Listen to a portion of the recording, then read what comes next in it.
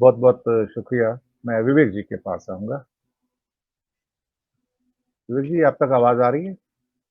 जी। आपने मीनू जैन जी की बात सुनी, आपने दादा की बात भी सुनी। महाराष्ट्र के अंदर भी कुछ हलचल चल रही है सीटों के एडजस्टमेंट की। वीवीए की पिक्चर शायद अभी भी क्लियर नहीं है कि प्रकाश अंबेडकर साहब कहाँ जाएँगे। और मोदी जी ने सब कुछ कहा, लेकिन मोदी जी ने कश्मीरी पंडितों को वापस वहाँ पर बसाने के बारे में एक शब्द भी नहीं कहा। वहाँ पे अपने मुँह से शब्द नहीं निकाला।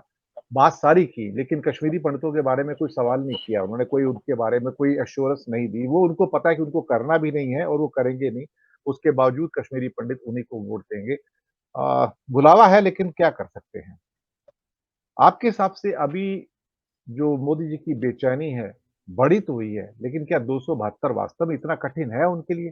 बात 370-400 की तो है ही नहीं, बात 272 की है। क्या वास्तव में ही वहाँ तक पहुँचने में उनको कठिनाइयाँ नज़र आ रही हैं कि कश्मीर के अंदर भी एक-एक सीट के लिए वो संघर्ष करने के लिए जा रहे हैं कि वहाँ से एक सीट जो जा रही है, शायद हासिल कर लूँ? सज्जाद लोन को इसीलिए खड़ा कर रहे हैं, उसी हाइब्रिड सीट के ऊपर जो आधी क्या कहते हैं कि जम्मू रीजन में है और आधी कश्मीर रीजन में है। जी सर।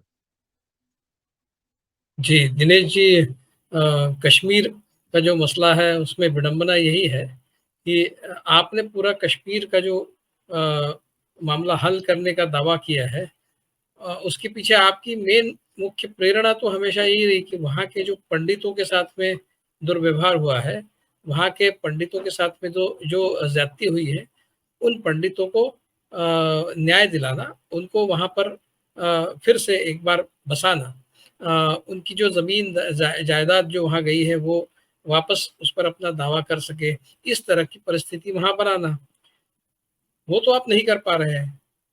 केवल 370, देखिए 370 का तो ऐसा है, मैं कई बार कई पैनल डिस्कशंस में बोल चुका हूँ कि 370 को जिसको कहते हैं कि ये ऐसा नाग था जिसके दांत निकाल लिए गए थे।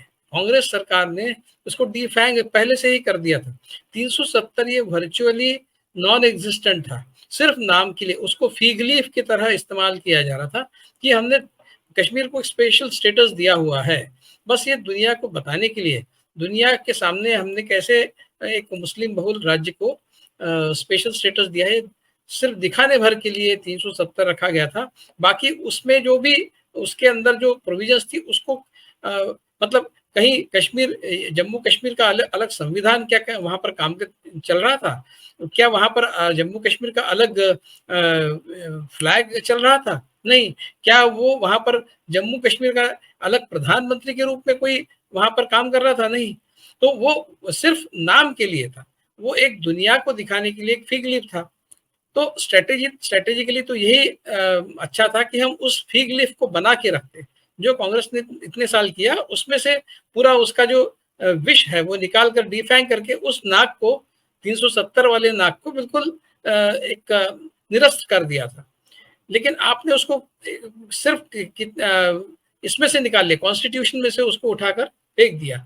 लेकिन उसके बाद जो वहां पर होना चाहिए था, आप क्या कह रहे हैं कि हमने कश्मीरी युवकों को नौकरी दी है, वहां पर देखिए कि अभी लॉ एंड ऑर्डर की स्थिति सुधर गई है। वो सब ठीक है, लॉ एंड ऑर्डर की स्थिति कितनी सुधरी है इसके बारे में डाउट हो सकता है, उसके बारे में डिबेट हो सकता है। जो आतंकवादी घटनाएं वहां पर अभी भी हो रही है, और जो टारगेटेड किलिंग्स हो रहे हैं माइग्रेंट्स के, हिंदुओं के, वो टारगेटेड किलिंग्स पहले नहीं होते थे। टेररिस्ट अटैक होते थे, वो तो आज भी हो रहे हैं, लेकिन टारगेटेड किलिंग्स तो 370 निकाल देने के बाद हुए हैं। तो आपने अचीव क्या किया? मतलब जो वहां ऑलरेडी है हिंदू, उन उनका टारगेटेड किलिंग हो रहा है, और बाहर से फिर वहां पर जो विस्थापित हिंदू है उनको तो वहां पर पुनर्स्थापित करने का तो सवाल ही नहीं है। वो तो प्रक्रिया तो अभी शुरू भी नहीं हुई है। लेकिन जो वहां पर किसी कामकाज के लिहाज से गए हुए हिंदू है, उनका टारगेटेड किलिंग हो रहा है। तो आपने अचीव क्या किया? इस तरह से लेखा जोखा जो है, इस तरह से हिसाब कश्मीर का लेना चाहिए। लेकिन मोदी जी के साथ में प्रॉब्लम ये है कि मोदी जी के हर क्षेत्र में, मोदी जी के साथ में इस तरह के सवाल उनके राजनीति से जो उन्होंने अचीव किया उसमें इस तरह के कई सवाल पूछे जा सकते हैं। मतलब आप बात करते हैं शेख क्या नाम उसका, वो संदेश खली वाला जो है, शाहजहां, शेख शाहजहां की बात करते हैं, लेकिन आप ब्रिजभूषण शरण सिंह की बात नहीं करते। उसके बारे में आप आप बीजेपी के जो नेता लोग हैं, मतलब स्मृति ईरानी जैसे, वो उसके बारे में एक शब्द नहीं बोलते। उसी तरह से अभी वो जो उत्तराखंड में एक पत्रकार को इन्होंने पकड़ लिया है, क्योंकि वो जो अंकिता भंडारी डेथ केस है, उसको परस्यू कर रहा था, उसके पीछे पड़ा हुआ था कि इसके साथ में न्याय होना चाहिए। उस नेगी नाम के पत्रकार को अरेस्ट कर लिया आपने। क्यों? क्योंकि हो सकता है कि उसमें किसी उच्च पदस्थ भाजपा नेता का इन्वॉल्वमेंट हो। वो जो रिसेप्शनिस्ट लड़की थी 19 साल की, जो उस होटल में काम कर रही थी, जो होटल, जो रिसॉर्ट एक किसी माजी बीजेपी मंत्री, एक्स बीजेपी मिनिस्टर का रिसॉर्ट है, वहां वो लड़की 19 साल की लड़की रिसेप्शनिस्ट मर गई थी पिछले साल की 2022 या 23 की जो घटना है, उसको अभी तक आपने सॉल्व नहीं किया है। उस केस को कौन उसके पीछे था, आपने सॉल्व नहीं किया है। क्या उसके पीछे कोई एक बहुत बड़ा बीजेपी का नेता है? तो आप बात तो संदेश खली की करते हैं, लेकिन आप ब्रिजभूषण शरण सिंह की बात नहीं करते। आप उस भाजपा के नेता की बात नहीं करते, जिसकी वजह से वो अंकिता भंडारी की डेथ हुई। इस तरह का एलिगेशन है और वहां के पत्रकार को आप अरेस्ट कर लेते। इस तरह की विडंबनाओं से पूरी मोदी की जो स्टोरी है भरी हुई है। पेट्रोल डीजल की कीमतें जो है, उसकी स्टोरी क्या है? आप तो 2014 में बहुत चीख कर ये बात कर रहे थे कि पेट्रोल डीजल, उस समय तो अंतर्राष्ट्रीय मार्केट में पेट्रोल डीजल की, क्रूड ऑयल की कीमतें बहुत ज्यादा थी। आपके आने के बाद क्रूड ऑयल की कीमतें कम हो गई, उसके बावजूद पेट्रोल डीजल की कीमतें आप बढ़ाते रहे। आधार कार्ड के बारे में मोदी जी ने क्या कहा था कि ये भारतीय लोगों को उनके शोषण की एक व्यवस्था है आधार कार्ड, ऐसा कहा था। आज क्या हो रहा है? हर चीज में आधार कार्ड को कनेक्ट करने का आग्रह किया जा रहा है। तो उनका जो कुछ भी उन्होंने किसी जमाने में कहा है, सारा झूठ का जो, फरेब का जो जाल है, वो सबको पता है।